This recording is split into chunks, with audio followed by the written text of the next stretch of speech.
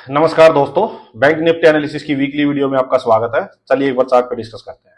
देखो, bank Nifty ने इस वीक अच्छा खासा अपसाइड मुंह देके क्लोज किया है। बहुत ही स्ट्रॉन्ग कैंडल बनी हुई है, करीब 1200-1300 पॉइंट की कैंडल है और नियर ऑल टाइम हाई 48,600 के करीब ऑल टाइम हाई था। यहीं पे बैंक निफ्टी ने क्लोज किया है 48,493, मतलब 48,500 के लेवल के आसपास इसकी क्लोजिंग है। बहुत जबरदस्त अप ट्रेंड मुंह दिखाया है, लगातार 3 वीक से अपसाइड में क्लोज हो रहा है। अब आप एक चीज देखो, मार्केट यहाँ 48,500-600 इसके पास फर्स्ट टाइम यहाँ आई थी, प्रॉफिट बुकिंग आ गई क्योंकि बहुत बड़ा मुंह आ चुका था। फिर मार्केट ने यहाँ एक हायर लो बनाया, मार्केट अपसाइड गई, इसके आसपास फिर से गया तो यहाँ फिर प्रॉफिट बुकिंग आ गई, थोड़ा फिर गई, फिर हायर लो बनाया, फिर मार्केट। अब क्या है, अगर किसी सपोर्ट या रेजिस्टेंस को बार बार अगर मार्केट आके टच कर रहा है तो क्या होता है ना कि वो वीक पड़ जाता है। फिर अगर कोई सपोर्ट या रेजिस्टेंस, ध्यान से सुनना, उस पर एक बार प्राइस आया, वहां से रिजेक्शन मिल सकता है, दूसरी बार आया रिजेक्शन मिल सकता है, जब फिर थर्ड टाइम आएगा तो आप साइकोलॉजी समझो कि जो सेलर्स, मान लो अब यहाँ पे अगर आते ही कोई सेल करता हो, यहाँ फर्स्ट टाइम सेल किया हो किसी ने 48,500 पे, यहाँ फिर से सेल किया हो, अब उनको क्या लगेगा, सेलर्स को उनको लगेगा कि बार बार अगर प्राइस यहाँ रहा है, इसका मतलब क्या है, बायर्स वापस खींच खींच ला रहे हैं, तो नीचे का कोई मूव अभी बनता नहीं है कि हायर लो अपने पिछले लो को मार्केट तोड़ नहीं रही है। तो सेलर्स की साइकोलॉजी यही होगी ना कि भाई बार बार पंगा ना लिया जाए। ठीक है, एक बार पैसा कमा लिया, 2 बार पैसा कमा लिया सेलिंग में, अभी अगर मार्केट फिर भी नहीं मान रहा है, वापिस मुड़ मुड़ के अपना डाउ थ्योरी को फॉलो कर रहा है, हायर लो बनाता आ रहा है, तो वो वीक पड़ जाता है, वो पॉइंट, वो सपोर्ट या रेजिस्टेंस वीक पड़ जाती है। तो ऐसे ही अब ये जो सपोर्ट या रेजिस्टेंस है ये खतरे में है, ये बात पक्की है कि बायर्स अगर थर्ड टाइम इसके पास आए हैं तो अब ये खतरे में है। अब की बार हो सकता है इसको स्ट्रांगली इसको ब्रेक करें, ब्रेक करके अच्छा खासा मुंह दे दे, बिल्कुल वन वे वाला। ठीक है, एक चांस ये है। दूसरा चांस क्या है कि देखो, सारी पॉसिबिलिटीज जो है वो देखनी चाहिए। देखो, यहां से चल के घोड़ा आ चुका है, 3 वीक हो चुके हैं लगातार, करीब करीब 2700 पॉइंट का मूव 3 वीक में दे चुका है। अब आप एक बात समझो, 2700 पॉइंट का मुंह दे दिया तो हो सकता है बायर्स जिन्होंने यहाँ एग्रेसिव बाइंग वगैरह की है, अब वो अपना यहाँ प्रॉफिट बुक कर ले, प्रॉफिट बुक कर ले ऑल टाइम हाई के पास और शांति से बैठ जाएं। फिर देखें कि भाई मार्केट अगर यहीं पर होल्ड कर रहा है, ब्रेकआउट देगा तो फिर से ऐड कर लेंगे। या फिर लोग क्या सोचेंगे, भाई 2700 में से क्या पता 1000-1200 पॉइंट थोड़ा नीचे आ जाए, एक बार एक और हाइयर लो बना दे और उसके बाद फिर पैसा लगाएं, थोड़ा माल डिस्काउंट पे मिल जाए। ये साइकोलॉजी भी हो सकती है। या क्या हो सकता है कि भाई बहुत ज्यादा एग्रेसिवनेस हो, बायर्स यहाँ अपना प्रॉफिट बुक कभी नहीं करे, इसमें यहीं पे हल्का फुल्का कुछ लोग अपना प्रॉफिट बुक करते रहे, थोड़ी बहुत सेलिंग आती रहे, थोड़ी बहुत बाइंग आती रहे, तो मार्केट यहीं होल्ड करती रहेगी। जब मार्केट इस रेंज के पास, ऑल टाइम हाई के पास कंसोलिडेट करेगी और जब ब्रेकआउट करेगी तो बहुत स्ट्रॉन्ग ब्रेकआउट होगा। उसके रीजंस क्या होंगे? एक तो कि बायर्स एग्रेसिव हैं, वो अपनी पोजीशन यहाँ काट नहीं रहे हैं, कुछ ना कुछ बाइंग और होती जा रही है। सेकंड, बहुत सारी दुनिया के जो सेलिंग करते हैं, जो शॉर्ट सेलर्स होंगे, वो अपनी पोजीशन इस ऑल टाइम हाई के पास बना के बैठे होंगे, उनके स्टॉप लॉस कटेंगे। जब स्टॉप लॉस जो बहुत कोई इंपॉर्टेंट किसी सपोर्ट या रेजिस्टेंस के पास स्टॉप लॉस हो और वो कटते हैं तो मार्केट बहुत क्विकली अपसाइड जाती है, अपसाइड या डाउनसाइड जहां भी लगाओ। तो यहां जब स्टॉप लॉस कटेंगे ना तो यहां बहुत बड़ा एकदम से फास्ट मूव आएगा, तो ये रीजन होता है फास्ट मूव आने का।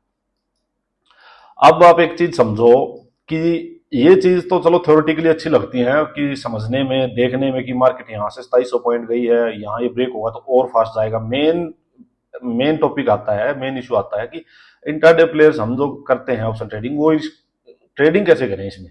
क्योंकि अब मान लो कल हो सकता है मार्केट क्या होता, सीधा गैप में खुल जाए 300-400 पॉइंट, तो ये ब्रेकआउट तो हो गया, बट हमें क्या मिला? जो पोजिशनल लेके बैठे हुए हैं लोग नीचे से पोजिशन, उनको तो प्रॉफिट हो गया, चलो उनको तो टेंशन नहीं है अभी। इंटरडे प्लेयर्स कैसे करें इसको? इंटरडे प्लेयर्स के लिए मैं बता देता हूं कि बार बार मैं बोलता हूं कुछ इंपॉर्टेंट पॉइंट्स क्या होते हैं कि एक तो घोड़ा चल कितना लिया पर डे, नीचे से चल के कितना आ रहा है, ऊपर से एक दिन में जब आपके पास गैप अप हो गया तो कितना चल चुका। तो ये कुछ एक पॉइंट्स हैं। जैसे अब मैं एक बार डेली पे आ जाता हूं, देखो मार्केट ने कितने बढ़िया से higher low higher low higher low बनाती हुई मार्केट आ रही है। अभी ये देखो, अब ये वन वे मूव आया, कोई प्रॉफिट बुकिंग कुछ नहीं है अभी। यहाँ पे देखो, यहां से मार्केट चली थी 20 मार्च से, continue market all time high के पास पहुंच चुकी है। तो अब एक बात ध्यान रखना, यहाँ पे ऑल टाइम हाई के पास आके वन वे मूव देखो कभी भी सस्टेन नहीं करता। देखो ये वन वे, जहां भी वन वे मूव आते हैं, ये देखो नीचे आई थी, ये देखो नीचे आई थी, कोई भी एग्जांपल उठा के देख लेना, जब भी वन वे मूव आएगा तो उसमें प्रॉफिट बुकिंग आएगी, उसकी साइकोलॉजी है ये, और ये तो ऑल टाइम हाई के पास है। तो हो क्या सकता है कि क्या पता गैप अप खुल जाए, सीधा गैप अप खुल जाए और यहीं पे एकदम प्रॉफिट बुकिंग हो जाए, क्योंकि जो लोग बैठे हुए अभी भी पोजीशन में हैं, उन्होंने क्या, तो कुछ लोगों ने पोजीशन यहाँ कट नहीं की होंगी, वो किस वजह से नहीं की होंगी कि यहाँ कोई प्राइस एक्शन बना नहीं है अभी, यहाँ पे कोई ऐसी सेलिंग की कुछ दिख ही नहीं रही, मार्केट अप ट्रेंड में ही दिखाई दे रही, इतनी सॉलिड कैंडल आई है, लास्ट डे भी है। तो हो सकता है बहुत इसका एकदम से गैप अप हो तो वो लोग अपनी प्रॉफिट बुक कर दे कि भाई 300 400 500 पॉइंट और अपसाइड के मिल गए, ठीक है, वो प्रॉफिट बुक कर ले एक बार। इंट्राडे वाला को क्या करना है, अगर मान लो 48 500 पे क्लोजिंग है, ठीक है, और 400 500 पॉइंट 300 400 पॉइंट और गैप अप खुल जाए, तो एकदम से ब्रेकआउट सोच के घुसना नहीं होता, सीधी बात।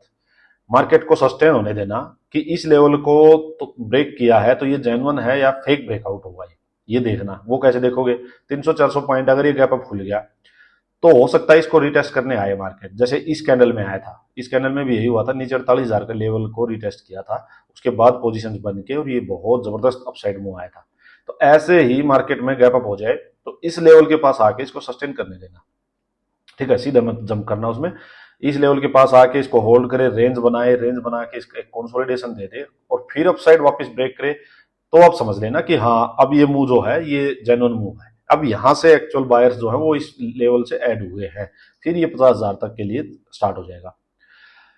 एक मूव, एक क्या हो सकता है कि गैप अप खुले और सीधी सेलिंग आ जाए, ठीक है, बायर्स इसमें ऐड हो ही नहीं, प्रॉफिट बुकिंग हो जाए और सेलर्स इसको एकदम से ऊपर से एग्रेसिव सेलिंग कर दे और इसमें एक डाउन साइड का मूव आ जाए, जो कि काफी बार ऐसा होता है कि मार्केट में, जैसे देखो ये एक हाई बना था, मार्केट थोड़ी नीचे आई थी, फिर एक हाई बना था, तो इसके कंपेरिजन में एक हाइयर हाई तो बन गया था बट उसके बाद सेलिंग आई थी इसमें। तो ऐसा ही होता है कि मार्केट थोड़ा सा अपसाइड जाएगी, इसके कंपेरिजन में एक और हाई बना देगी, उसके बाद नीचे आ जाएगी।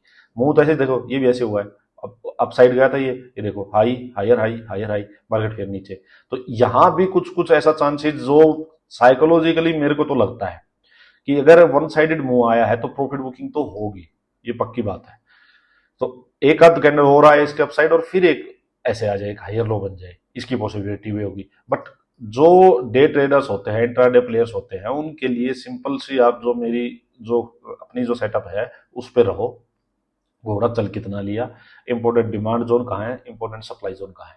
अब यहाँ पे अभी तक ये सप्लाई जोन है, ये जब ब्रेकआउट हो जाएगा इसका तो ये बन जाएगा डिमांड जोन, बट इसको डिमांड जोन बनने के लिए यहाँ पे बायर्स को होल्ड करना पड़ेगा।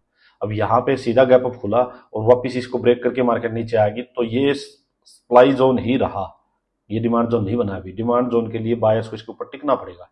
अभी बेस्ट सिनेरियो क्या है कि मार्केट एक दो दिन यहीं पे रुक जाए, यहीं पे इसके पास कंसोलिडेशन दे दे, एक रेंज बनाए। मैंने बताया किसी भी इंपॉर्टेंट डिमांड सप्लाई जोन के पास अगर कंसोलिडेशन हो रही है, कंसोलिडेशन के बाद ब्रेकआउट होता है तो वो स्ट्रॉन्ग बन जाता है, वो डिमांड या सप्लाई जोन जो होता है। तो यहाँ पे अगर एक दो दिन रुक के फिर अप साइड मूव देगी तो वो बढ़िया जेन्युइन मूव होगा। अगर डायरेक्ट इसको ब्रेक कर रही है तो मेरे लिए जेन्युइन मूव नहीं होगा, फिर वो चाहे वो 2 कैंडल 4 कैंडल 1000 पॉइंट 1500 पॉइंट ऊपर जाके वापस गिरे, वो गिरना उसको जरूर है, प्रॉफिट बुकिंग आनी, गिरने का मतलब प्रॉफिट बुकिंग आनी जरूर है। बेस्ट तो यही होगा कि या तो इसको ब्रेक कर दे, ब्रेक करके इसके ऊपर सस्टेन करे और एक दो दिन यहीं पे मार्केट रुकी रहे, इसके ऊपर रेंज बनाए, फिर उस रेंज का अपसाइड ब्रेक करे तो वो जेन्युइन होगा। अगर ये सीधा इसको कल ब्रेक किया फिर एक और कैंडल आई तो वो देखो, वो जो होगा ना वो सस्टेन करने वाला मूव नहीं होगा, क्योंकि बिल्कुल वन साइडेड मूव चलता आ रहा है, वो सस्टेन करने वाला मूव नहीं होगा। तो इसको ध्यान रखना, यहाँ पे एग्रेसिव पोजिशनल अपने ट्रेड बना के मत चलना कि सोचो कि ब्रेक होते ही तो बस बाइंग में बैठ जाओ और आराम से ऊपर जब मार्केट को 50,000 तक 55,000 तक आराम से लेके बैठो। देखो वो ये ध्यान रखना है कि चल के कहाँ से आ रहा है वो पोजिशनल तभी लेके बैठना जब इसके ऊपर सस्टेन करे मार्केट, यहाँ पे होल्ड करे, रेंज बना दे, उस रेंज का अगर आप साइड ब्रेक कर रही है तो आप एक पोजिशनल ट्रेड लेके बैठ सकते हो। अदरवाइज अपना इंट्राडे के हिसाब से लेते रहना और अपना काटते रहना, सिंपल बात। अगर गैप अप खुल जाए तो आके इसको नीचे सस्टेन करने देना। ओवरऑल मार्केट अप ट्रेंड में है, अभी डाउन ट्रेंड का या सेलिंग साइड का कोई भी साइन है नहीं। कोई साइन आएगा अगर मान लो यहाँ पे जाके तब देखेंगे, अभी तक ओवरऑल अप ट्रेंड में। बट एग्रेसिव बाइंग या एग्रेसिव सेलिंग अपने मन मर्जी से मत करना कि मार्केट कहीं यहीं पे ओपन हो जाए और आप एकदम से इसको एग्रेसिव सेलिंग करो, कोई जरूरी नहीं है, मार्केट इसको ब्रेकआउट कर देगी। तो यहाँ पे कुछ अभी साइन आया नहीं है, नीचे 48,000 का लेवल जब तक इंटैक्ट है तब तक इसमें एग्रेसिव सेलिंग में भी आप नहीं घुस सकते। सो थोड़ा सा केयरफुली आप ध्यान से काम करना। बस मेन चीज जो अपने पॉइंट्स हैं, देखो घोड़ा कितना भाग चुका है, वन वे कितना मूव बड़ा आ चुका है, ओपनिंग में ही कितना 300-400 पॉइंट का गैप आ चुका, तो एग्रेसिव बायर्स कहाँ ऐड होंगे, डिमांड जोन कहाँ है और सप्लाई जोन कहाँ है, ये निकाल के रख लिया करो अपने कि ये डिमांड जोन है क्लियर कट, ये सप्लाई जोन है। उस डिमांड जोन है सप्लाई जोन तक घोड़ा चल के आया है, सीधा गैप अप पे आया है, या रेंज बना के आया है, बीच में रेस्ट लिया है, प्रॉफिट बुकिंग आई है, ये चीजें बस अगर ध्यान में रख के आप ट्रेड करोगे को बहुत कम आपके लॉस होने कम हो जाएंगे।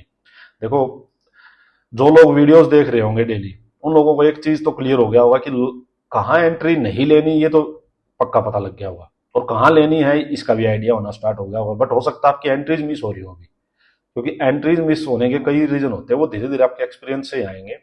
तो धीरे धीरे ट्रेड करते रहो, छोटी छोटी क्वांटिटी में करते रहो। स्टॉप लॉस जो है ना अपना, वो बिल्कुल डिफाइन कर लो। प्रॉफिट की तो देखी जाएगी। अभी अभी अपना लॉस डिफाइन कर लो कि 20 पॉइंट, 30 पॉइंट या 2000 4000 का ये लॉस दूंगा, इससे ज्यादा लॉस तो देना ही नहीं। अगर वो लॉस आपका जा रहा है तो उसको वहीं कट कर दो, होप में मत जिएगा। यहाँ लॉस वही लोग खाते हैं जो होप में बैठे रहते हैं कि मार्केट शायद यहाँ से चेंज हो जाए, एक मुंह मिल जाए, लॉस को थोड़ा कम करके काट दूंगा। नहीं, बिल्कुल स्ट्रिक्ट हो जाओ कि जो लॉस डिफाइन किया है, अगर वहां स्टॉप लॉस के पास आ रहा है प्राइस, तो काटना ही है बस। ये बहुत इंपॉर्टेंट है सर्वाइव करना मार्केट में। मैंने एक शॉर्ट वीडियो बनाई थी अभी कल, तो वो देख लेना। मार्केट में सीखना जो टाइम होता है ना, 1-2 साल का उसमें सस्टेन करना, उसमें सर्वाइव करना बहुत इंपॉर्टेंट है। वो तभी करोगे जब कैपिटल बचाओगे। ध्यान अपना कैपिटल बचाने पे रखो, सीख तो जाओगे। अगर 1-1.5 साल सीखने में लगा दिया और कैपिटल बचाए रखी, तो सीख जाओगे। ये सोचा पहले ही दिन से कि आज ही एकदम से छप्पर फाड़ के पैसा मिल जाए, तो देखो वो पॉसिबल है ही नहीं। ना कोई आज तक बना पाया, आज तक तो आप तो, मैं तो चीज ही क्या है, ना कोई बना पाया है, ना कोई बना पाएगा, क्योंकि ये चीज ही ऐसी है। इसमें लर्निंग प्लस आपका एक्सपीरियंस दोनों मैटर करेंगे, और एक्सपीरियंस बहुत ज्यादा मैटर करता है। सो कोई बड़ी चीज नहीं है, बट हाँ डेली इसकी प्रैक्टिस करो, और लाइव मार्केट में प्रैक्टिस करो, चाहे एक लोड से करो, बट रोज प्रैक्टिस करो। पेपर ट्रेडिंग या फिर सिर्फ बैक टेस्टिंग, उससे कुछ नहीं होगा। और यही इंपॉर्टेंट चीज है जो price action based, psychology based जो मैं बताता हूँ, ये बहुत स्ट्रॉन्ग एनालिसिस है, बहुत जबरदस्त एनालिसिस है। इसकी प्रैक्टिस करते रहो, पक्का सीख जाओगे। चलिए दोस्तों, आज के लिए इतना ही। Thank you. कल मिलते हैं लाइव मार्केट।